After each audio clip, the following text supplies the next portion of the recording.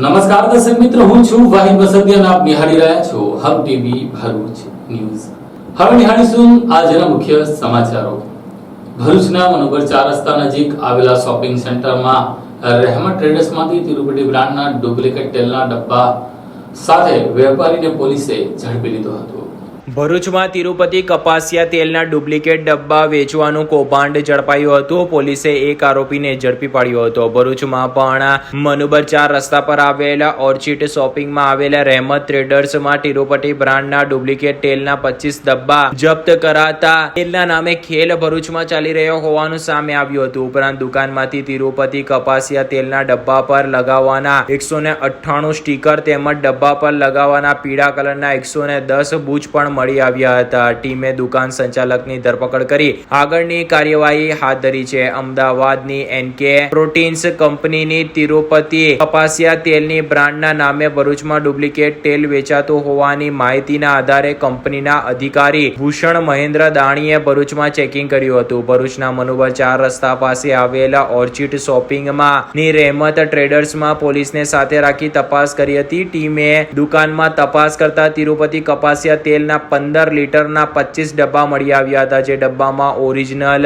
તેલ છે કે ડુપ્લિકેટ તેની ખરાઈ કરાતા તે તમામ ડબ્બા ડુપ્લિકેટ હોવાનું માલુમ પડ્યું હતું। વધુમાં તપાસ દરમિયાન દુકાનમાંથી તિરુપતિ કપાસિયા તેલના ડબ્બા પર લગાવવાના 198 સ્ટીકર તેમજ ડબ્બા પર લગાવવાના પીળા કલરના 110 બૂચ પણ મળી આવ્યા હતા। જેને પગલે ટીમે સંચાલક હુસેન હનીફ મેમણ રહે અંકુર સોસાયટી પાલેજની ધરપકડ કરી હતી। પ્રાથમિક પૂછપરછમાં તેણે જણાવ્યું હતું કે તે બહારથી પામોલીન તેલના ડબ્બા મંગાવી તેના પર તિરુપતિ કપાસિયા તેલના સ્ટીકરો ચોંટાડી ઢાંકણા પર પણ કંપનીના જ પીળા કલરના 110 બૂચ પણ લગાવવામાં આવતા હતા। પોલીસે કંપનીના અધિકારીની ફરિયાદના આધારે ગુનો નોંધી આગળની કાર્યવાહી હાથ ધરી છે। તો સાથે જ પોલીસે તેનો સપ્લાયર કોણ છે, તેઓ સાથે અન્ય કોણ કોણ સંડોવાયેલ છે, કેટલા સમયથી તેઓ આ કારસાને અંજામ આપી રહ્યા છે, સ્ટીકર બૂચ ક્યાંથી બનાવ્યા હતા તે સહિતની વિગતો મેળવવાની કાર્યવાહી પણ પોલીસે શરૂ કરી છે। ત્યારે પોલીસના દરોડા બાદ ફૂડ એન્ડ ડ્રગ્સ વિભાગની કામગીરી સામે પણ સવાલો ઉઠી રહ્યા છે। ફૂડ એન્ડ ડ્રગ્સ વિભાગની ટીમો દ્વારા સતત ચેકિંગ કરીને દુકાનોમાં ડુપ્લિકેટ તેમજ અખાદ્ય વસ્તુનું વેચાણ થાય છે કે કેમ તેની તપાસ કરવાની હોય છે। જો કે આ પ્રકારની કોઈ પ્રક્રિયા થતી હોય તેમાં લાગી રહ્યું નથી, કારણ કે શહેર અને જિલ્લામાં છેલ્લા ઘણા સમયથી હોટલોમાં ખાદ્ય સામગ્રીમાંથી વંદાઓ નીકળવાના તો ડુપ્લિકેટ તેલનું વેચાણ થતું હોવાના કારસા સામે આવી રહ્યા છે। ત્યારે હવે પોલીસ પણ મામલામાં ફૂડ એન્ડ ડ્રગ્સની વિભાગને જાણ કરશે।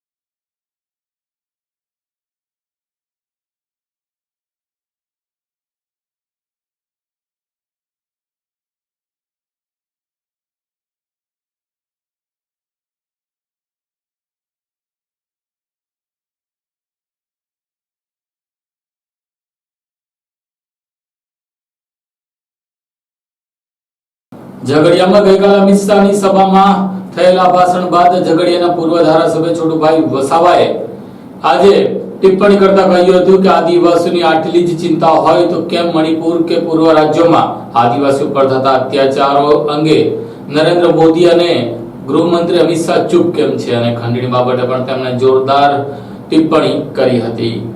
ઝઘડિયાના ખડોલી ગામ નજીક ગઈકાલે દેશના ગૃહમંત્રી અમિત શાહે જાહેર સભા સંબોધીને વિપક્ષ પર શાબ્દિક પ્રહારો કર્યા હતા. ત્યારે અમિત શાહની સભા બાદ આજે ઝઘડિયાના પૂર્વ ધારાસભ્ય છોટુભાઈ વસાવાની ટિપ્પણી સામે આવી છે. ઝઘડિયાના પૂર્વ ધારાસભ્ય અને ભારત આદિવાસી પાર્ટીના છોટુભાઈ વસાવાના જણાવ્યા મુજબ ગઈકાલે ગૃહમંત્રી અમિત શાહે ઝઘડિયાના ખડોલી ગામ નજીક જાહેર સભાને સંબોધી હતી. તેમણે કહ્યું હતું કે જો ચેતર વસાવાને હરાવવા માંગતા હોય તો દેડિયાપાડામાં જઈને તેમણે સભા કરવી જોઈએ, પરંતુ તેના બદલે તેમણે ઝઘડિયા કે જ્યાં તેમના જ ધારાસભ્ય છે અને તેમની જે સરકારના ધારાસભ્ય છે ત્યાં જ તેમણે જાહેર સભાને સંબોધી હતી. વધુમાં છોટુભાઈ વસાવાએ કહ્યું હતું કે ઝઘડિયામાં ગઈકાલે દેશના ગૃહમંત્રી અમિત શાહે આદિવાસી સમાજના વિકાસ માટેની વાતો કરી, પરંતુ જ્યાં સભા હતી ત્યાં જ આજુબાજુના 40 થી 50 ગામોમાં પાણી માટે લોકોએ વલખા મારવા પડી રહ્યા છે. લોકોને રોજગારી નથી મળી રહી. તદુપરાંત આદિવાસી સમાજનો વિકાસ ક્યાં થયો છે તેવા પ્રશ્નો તેમણે કર્યા હતા. વધુમાં તેમણે ઉમેર્યું હતું કે આદિવાસી સમાજની જો આટલી જ ફિકર હોય તો મણિપુર અને નાગાલેન્ડ તરફ તેમની નજર કેમ નથી જતી તેવા પ્રશ્નો તેમણે કર્યા હતા. વધુમાં ગઈકાલે અમિત શાહે જે ખંડણી બિઝનેસ બાબતે ટિપ્પણી કરી છે, ત્યારે ખંડણી બિઝનેસ તો વિપક્ષ નહીં પરંતુ ભાજપના નેતાઓ જ ઇલેક્ટોરલ બોન્ડ થકી કરી રહ્યા હોવાના તેમણે ગંભીર આરોપ લગાવી ભાજપ સરકારને ઘેરવાનો પ્રયાસ કર્યો હતો. સાથે તેમણે ઇન્ડિયા ગઠબંધન વિશે ટિપ્પણી કરતા કહ્યું હતું કે ઇન્ડિયા ગઠબંધન થકી ભાજપને હરાવવા નીકળ્યા છે તો અમિત શાહ અને નરેન્દ્ર મોદી સામે કેમ ઇન્ડિયા ગઠબંધન નથી લડી રહ્યું, કેમ તેમની સામે રાહુલ ગાંધી કે કોઈ મજબૂત ઉમેદવાર ઉભા રાખવામાં નથી આવી રહ્યા તેવા પ્રશ્નો તેમણે કર્યા હતા. આદિવાસીનો કોઈ વિકાસ થયો જ નથી, વિકાસ રૂંધાઈ ગયો છે ને. ભાજપના રાજમાં ગુજરાતમાં 40 વર્ષથી ભાજપ અહીં રાજ કરે છે. આ દેશના ગૃહપ્રધાનને ગઈકાલે ખબર પડી કે આદિવાસીઓનો વિકાસ થયો નથી, તો વિકાસની વાત કરવા માટે રાજપારડીમાં આવીને જે વિકાસની વાતો કરી, આપણે સ્ટેચ્યુ ઓફ યુનિટીની વાત કરવી જોઈએ એમને. ત્યાં આદિવાસીઓની દશા શું કરી છે તમે? સફારી પાર્ક બનાવીને શું દશા કરી? ડેડિયાપાડામાં કોરિડોર બનાવીને આખા દેશના આદિવાસીઓને કેવા પરેશાન કર્યા છે.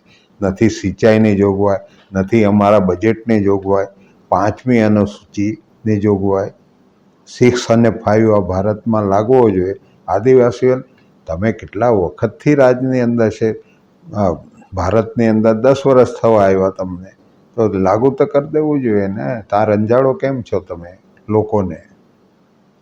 મલ્ટીનેશનલ કંપનીઓને લાવીને જંગલો સાફ કરવાના, એની જમીન પડાવી લેવાના, એ બધા તાઇફા તમે કરો. ગઈકાલે બધી કૂદીને વાત કરી આદિવાસીઓના વિકાસની.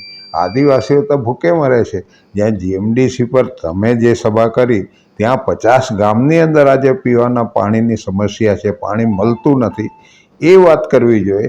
પાણી વગર કોનો વિકાસ થવાનો છે? મારે એમ કહેવું, પાણી તો બિલકુલ ત્યાં છે નથી. જીએમડીસીમાં ખોદીને પાણી તો તમે કાઢ નાખ્યું છે બહાર. આ લોકો કેવી રીતના પીશે? એટલે આવી વાહિયાત વાતો કરીને ઠગવાની જરૂર નથી. અને ચૈતરને હરાવવો હોય તમે ત્યાં જાઓ ને, ડેડિયાપાડાની અંદર સભા કરો ને, એના 101,03,000 વોટ છે, એને તમારે ડાયવર્ટ કરવાની જરૂર છે ને તમારા તરફ. અહીં શું છે ઝઘડિયાની અંદર? અહીં તો અમારા વોટ જે 66,000 96,000 જે ગેરરીતિ કરીને અમને હરાવ્યા છે એ તોડવાની લાઈન છે તમે, એટલે અહીં આવો છો. આ 2 જણના વોટ અહીં વહેંચાઈ જાય તો બાકીના જિલ્લાઓમાં એમને વોટ મળે, એનું આ પ્લાનિંગ છે. તમે આદિવાસીઓનો વિકાસ ક્યાંથી કરવાનો? વિકાસ કરવાનો હોય તો મણિપુરની અંદર કરો ને. આટલા બધા આદિવાસીઓ ત્યાં મરી રહેલા છે, ગોળીબાર થઈ રહેલા છે, એનું માંસ બનાવીને ખાઈ જાય છે. નાગાલેન્ડની વાત, ત્યાં તમારા પર બિલકુલ વિશ્વાસ નથી.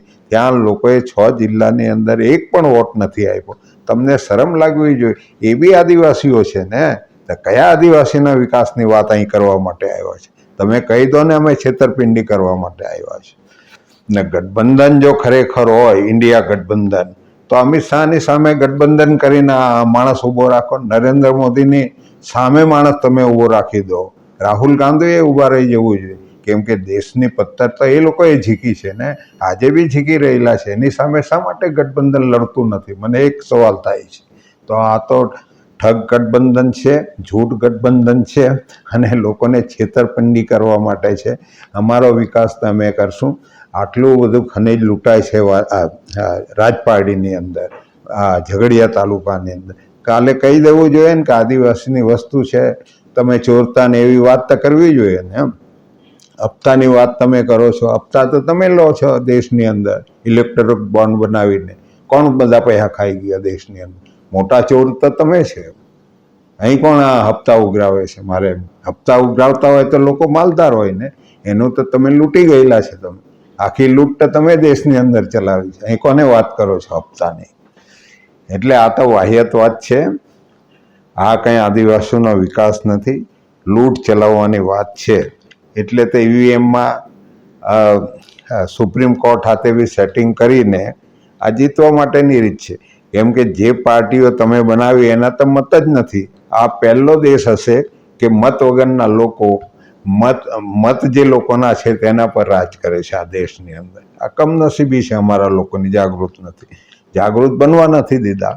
એટલા માટે એ લોકો છેતરપિંડી કરીને રાજ કરનારી આ ટોળકી છે. આ તો એક જાતની આફત જ છે. ભાજપ એટલે આફત આ દેશના લોકો માટે. એટલી વાત કરવામાં આવી છે. રાજ્યમાં શિક્ષણ વિભાગ દ્વારા લેવાયેલી શિષ્યવૃત્તિની પરીક્ષામાં આજે ભરૂચ જિલ્લામાં 6000 કરતા વધુ વિદ્યાર્થી દ્વારા શાંતિપૂર્ણ માહોલમાં પરીક્ષા આપી હતી. ભરૂચ જિલ્લામાં આજરોજ પ્રાથમિક શિક્ષણ શિષ્યવૃત્તિ અને માધ્યમિક શિક્ષણ શિષ્યવૃત્તિ 2024ની પરીક્ષા રાજ્ય પરીક્ષા બોર્ડ દ્વારા લેવામાં આવી હતી. જેમાં પ્રાથમિક શિક્ષણ શિષ્યવૃત્તિ 5996 વિદ્યાર્થીઓએ અને માધ્યમિક શિક્ષણ શિષ્યવૃત્તિની પરીક્ષામાં 1460 વિદ્યાર્થીઓએ પરીક્ષા આપી હતી. ભરૂચ જિલ્લામાં આજે લેવાયેલી પ્રાથમિક શિષ્યવૃત્તિ અને માધ્યમિક શિષ્યવૃત્તિની પરીક્ષા શાંતિપૂર્ણ માહોલમાં યોજાઈ હતી. જિલ્લાના 37 કેન્દ્રો પર 618 બ્લોકમાં વિદ્યાર્થીઓએ પરીક્ષા આપી હતી. આ અંગેની વાત કરીએ તો ભરૂચ જિલ્લામાં પ્રાથમિક શિષ્યવૃત્તિની પરીક્ષામાં કુલ 6646 નોંધાયેલ વિદ્યાર્થીઓમાં 5996 વિદ્યાર્થીઓએ હાજર રહી પરીક્ષા આપી હતી, તો 650 વિદ્યાર્થીઓ ગેરહાજર રહ્યા હતા. માધ્યમિક શિષ્યવૃત્તિમાં 1648 વિદ્યાર્થીઓ પૈકી 1460 વિદ્યાર્થીઓએ પરીક્ષામાં હાજર રહ્યા હતા, જ્યારે 188 વિદ્યાર્થીઓ ગેરહાજર રહ્યા હતા. આ તમામ વિદ્યાર્થીઓએ શાંતિપૂર્ણ માહોલમાં પરીક્ષા આપી શકે તે માટે તમામ પ્રકારની તૈયારીઓ શિક્ષણ વિભાગ દ્વારા કરાઈ હતી, જેમાં તમામ કેન્દ્રો પર સીસીટીવી કેમેરા પણ ચકાસી લેવામાં આવ્યા હતા. પરીક્ષાના સુચારુ સંચાલન માટે અવિરત વીજ સેવા મળી રહે તે માટે વીજ કંપનીના અધિકારીઓને તેમજ પોલીસ ડિપાર્ટમેન્ટમાં અને હીટ વેવને ધ્યાનમાં રાખીને હેલ્થ ડિપાર્ટમેન્ટમાં લોકો પણ હાજર રહ્યા હતા. આ પરીક્ષા પાસ કરી મેરિટમાં આવનાર વિદ્યાર્થીઓને પ્રતિ માસ 1000 લેખે 10 માસના 10,000 રૂપિયા શિષ્યવૃત્તિ પેટે ચૂકવવામાં આવશે. રાજ્ય પરીક્ષા બોર્ડ ગાંધીનગર દ્વારા આજે પ્રાથમિક શિષ્યવૃત્તિ પરીક્ષા અને માધ્યમિક શિષ્યવૃત્તિ પરીક્ષા લેવાઈ રહી છે. ભરૂચ જિલ્લામાં કુલ 37 સેન્ટરો પર આ પરીક્ષાનું આયોજન કરવામાં આવ્યું છે.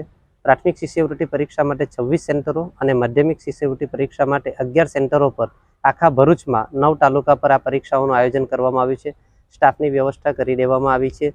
પ્રાથમિક શિષ્યવૃત્તિ પરીક્ષા ધોરણ 6ના વિદ્યાર્થીઓ માટે, જ્યારે માધ્યમિક શિષ્યવૃત્તિ પરીક્ષા ધોરણ 9ના વિદ્યાર્થીઓ માટે લેવામાં આવે છે. જેમાં વિદ્યાર્થીઓને રાજ્ય કક્ષાએ મેરિટ પર આવે તો એમને 1000 રૂપિયા જેવી શિષ્યવૃત્તિ મળે છે. ધોરણ 12 સુધીનો અભ્યાસ કરે ત્યાર સુધી આ વિદ્યાર્થીઓને શિષ્યવૃત્તિ મળવા પાત્ર થાય છે. આજે ભરૂચ જિલ્લામાં પ્રાથમિક શિષ્યવૃત્તિ પરીક્ષા અંતર્ગત 6646 વિદ્યાર્થીઓ નોંધાયા છે. તેમાંથી 5996 જેટલા વિદ્યાર્થીઓ પરીક્ષા આપી રહ્યા છે, જ્યારે 650 વિદ્યાર્થીઓ ગેરહાજર રહ્યા છે. માધ્યમિક શિષ્યવૃત્તિ પરીક્ષા અંતર્ગત 1648 જેટલા વિદ્યાર્થીઓ નોંધાયા છે, જેમાંથી 1460 જેટલા વિદ્યાર્થીઓ પરીક્ષા આપી રહ્યા છે, જ્યારે 188 જેટલા વિદ્યાર્થીઓ ગેરહાજર નોંધાયા છે. તમામ પરીક્ષા સેન્ટરો પર પૂરતી વ્યવસ્થા કરવામાં આવી છે. આજે નો યોર પોલિંગ બૂથ અંતર્ગત જુદા જુદા બૂથ સેન્ટરો પર મતદારો જઈ રહ્યા છે. આ પરીક્ષા સેન્ટરો પર મતદાન કેન્દ્રો પર છે, પરંતુ બંને સાથે કામગીરી ચાલી રહી છે અને કોઈ પણ પરીક્ષા સેન્ટર પર કોઈ ઇસ્યુ આવ્યો નથી. પરીક્ષાની કામગીરી ખૂબ સરળતાથી અને સહજતાથી જિલ્લા શિક્ષણ અધિકારી શ્રીના માર્ગદર્શન હેઠળ કાર્યરત છે.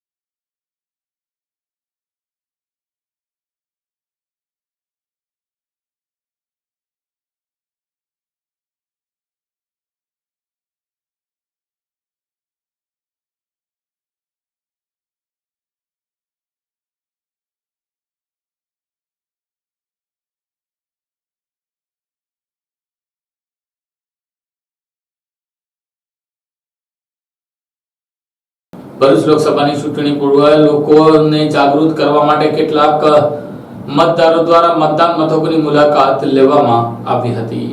પ્રથમવાર ચૂંટણી પૂર્વ મતદારો બૂથની મુલાકાત લઈ માહિતી મેળવી શકે તે માટે ચૂંટણી પંચ દ્વારા તમારા મતદાન મથકને જાણો કાર્યક્રમનું આયોજન કરવામાં આવ્યું છે. ચૂંટણી પંચ દ્વારા 7મી મેના રોજ યોજાનાર મતદાન પૂર્વ આજે રવિવારે સવારના 9 થી 12:30 વાગ્યા દરમિયાન મતદાન મથકો ખુલ્લા રાખવામાં આવ્યા હતા, જ્યાં હાજર BLO દ્વારા મતદારોને મતદાન માટેનો રૂમ, મતદાર ક્રમાંક, ત્યાંની સુવિધાઓ, પાર્કિંગ, પ્રાથમિકતા, વ્હીલચેર, સ્વયંસેવક સહાયતા કેન્દ્ર, મતદાન માટે ઓળખના વૈકલ્પિક પુરાવા સહિતની તમામ માહિતી મુલાકાત લેનાર મતદાતાઓને આપી હતી. મતદાન કેન્દ્ર મુલાકાત લેનાર જાગૃત મતદાતાઓએ પ્રથમ વાર શરૂ થયેલા સુવિધાથી સંતુષ્ટ થવા સાથે ખુશ જણાતા હતા. જોકે ચૂંટણી સમયે મતદાન માટે અધૂરી માહિતી સાથે જતા અને ત્યારબાદ ગભરાટ સાથે એકદમ દોડધામ કરી મૂકતા મતદારોમાં હજુ આજની આ સુવિધાનો લાભ લેવામાં જોઈએ તેટલી સક્રિયતા જોવા મળી ન હતી. તો બીજી બાજુ રાજકીય પક્ષો પણ ઉદાસીન જોવા મળ્યા હતા.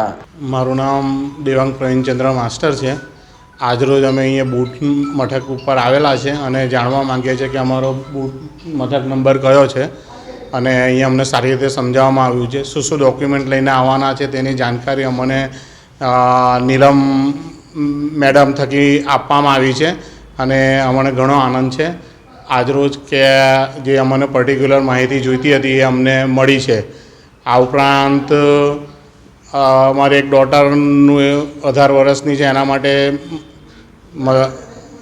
મતદાન યાદીમાં એમનું નામ આવે એની પ્રોસેસ પણ સમજાવવામાં આવી છે અને એની કાર્યવાહી આગળ હાથ ધરી છે.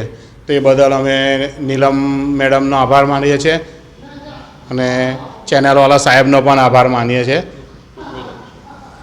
અને કલેક્ટર સાહેબનો પણ આભાર માનીએ છીએ. Thank you.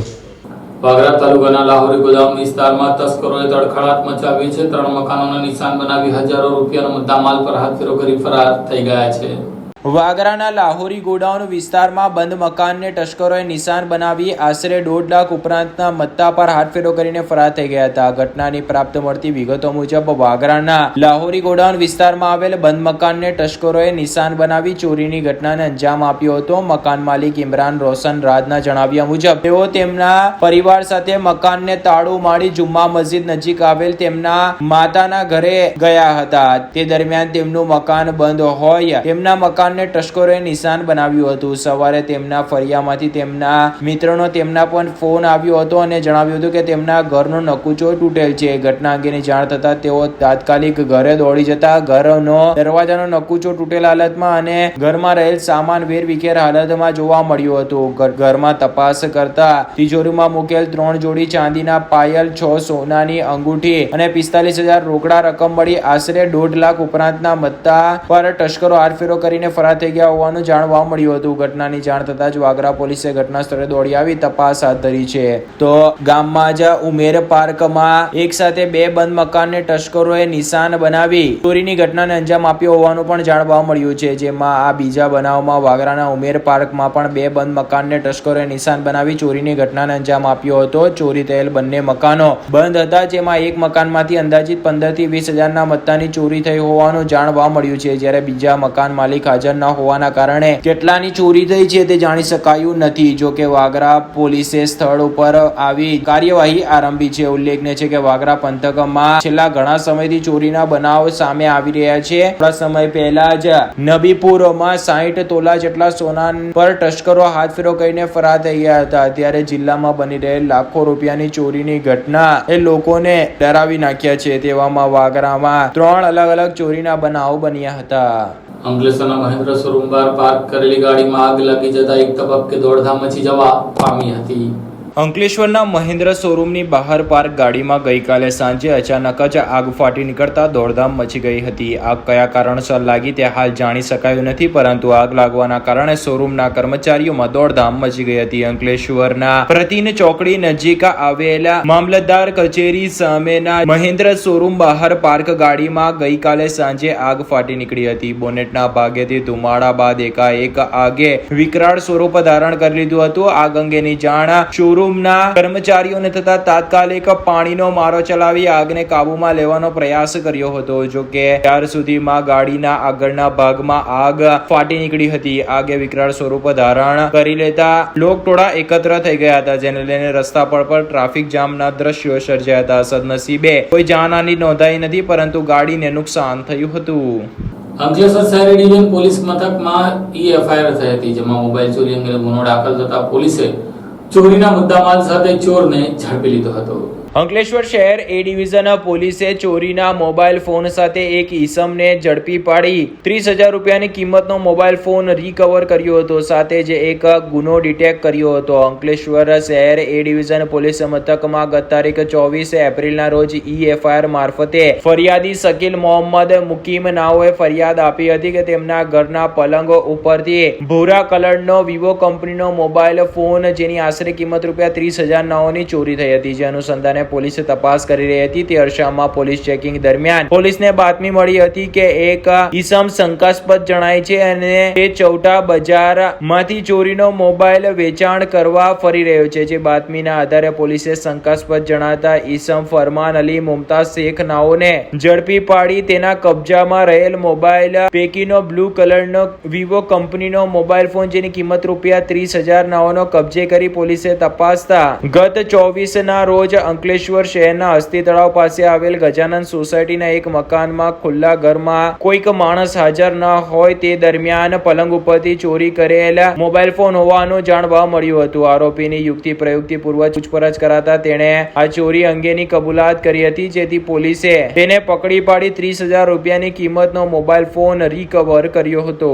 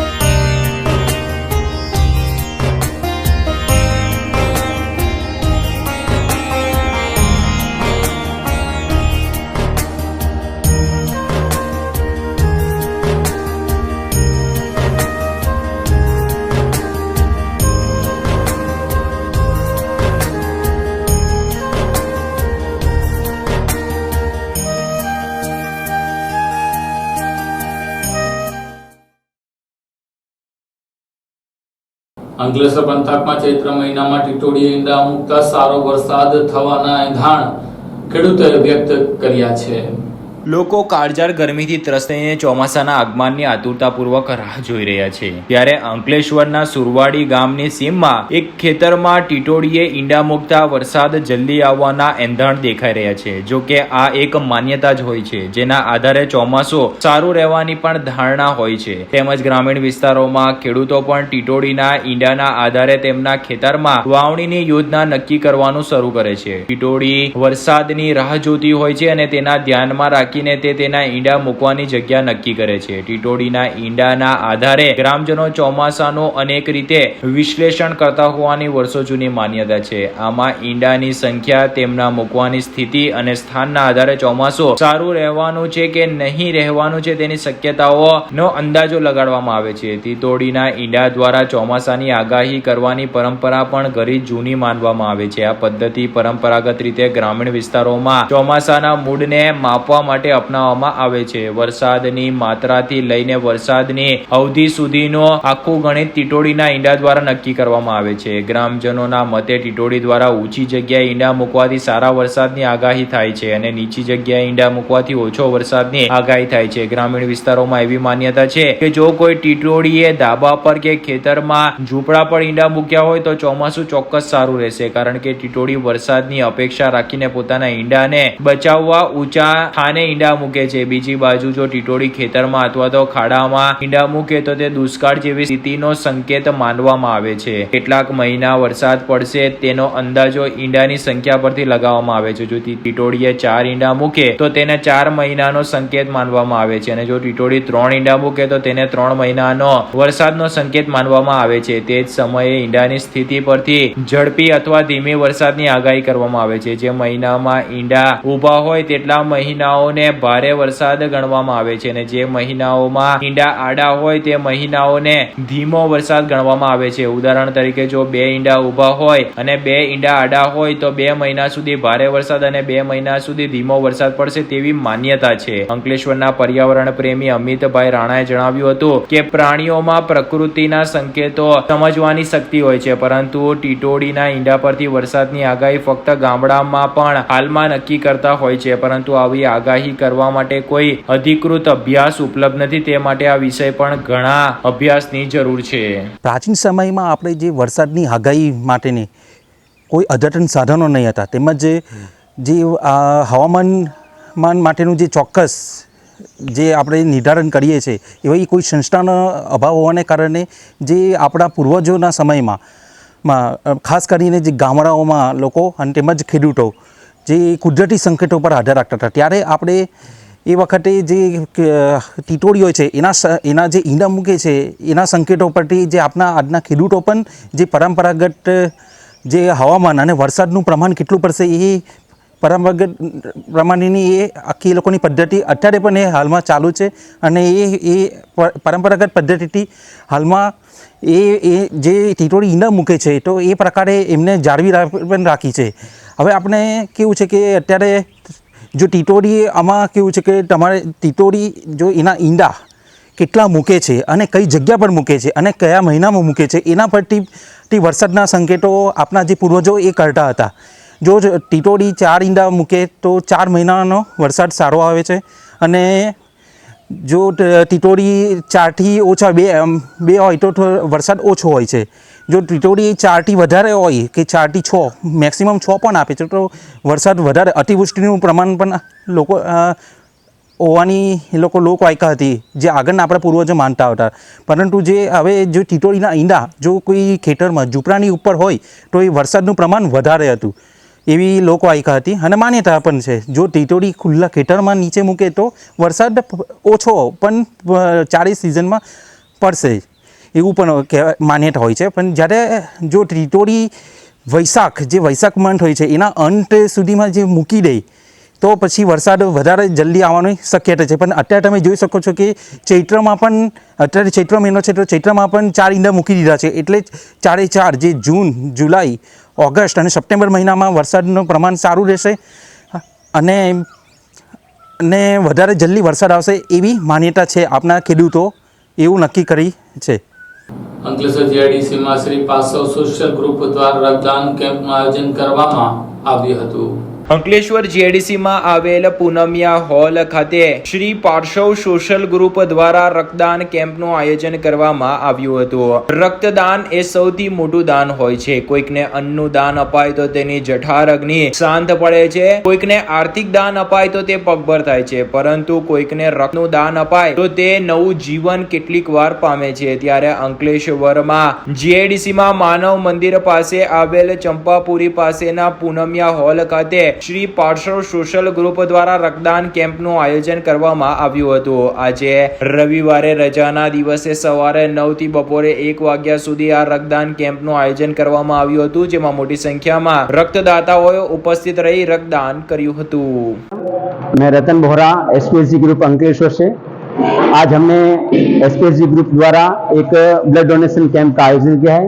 इसमें हमारा टारगेट 110 यूनिट का है कम से कम और मैं सभी से अनुरोध करता हूं कि ज़्यादा से ज़्यादा संख्या में ब्लड डोनेशन करें और ब्लड डोनेशन करके पुण्य का उपार्जन करें।